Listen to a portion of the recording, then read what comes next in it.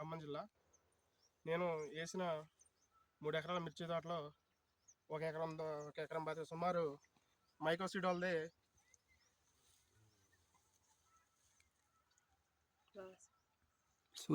సూర్యరేఖ seed తీసుకొచ్చాం. ఆ seed కూడా ఈ మధ్యలో ఎక్కడ దొరకపోయేసరికి ఖమ్మం హనుమాన్ సీడు వాటిని సంప్రదించి ఆ సీడుని మేము ఎంచుకోవడం జరిగింది.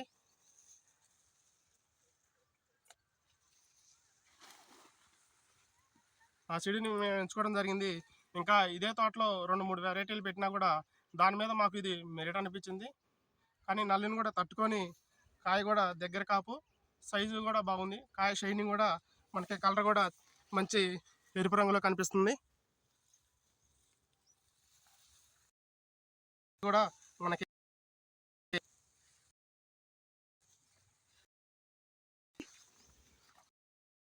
ఫీట్ల దాకా ఉంటుందండి హైట్. కాకపోతే మనకి కాపు అయ్యేసరికి కుంగినట్టు అనిపిస్తుంది తోట కూడా.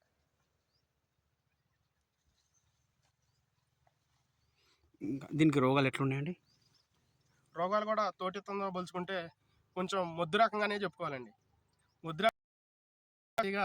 మొద్దు అంటే చాలా గట్టి. ఈ విత్తనం పేరు అండి మైకా వాళ్ళది సూర్యరేఖ.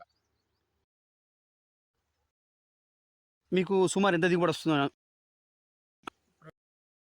నుంచి 25 మధ్యలో వస్తుందని అనుకుంటున్నామండి. ఇప్పుడు నా తోట రైతులు కూడా అదే అంటున్నారు. ఇప్పటి చివరి వరకు ఎంత వస్తుందండి? నీకు చెట్టు కాయలేదని లేదండి, చేను మొత్తం కూడా నీకు ఏ చెట్లు లేపినా కూడా మొత్తం కూడా సైజు దగ్గర రావటం కూడా అంత ఒక కొమ్మ కాసింది. ఇది స్టెప్ అండి, కింద స్టెప్ వేరే. ఇప్పుడు శ్రీనివాసరావు గారు, ఈ విత్తనం మీ తోట రైతులు వేసుకోవచ్చు అంటారా? 100%. ఈ విత్తనం పేరు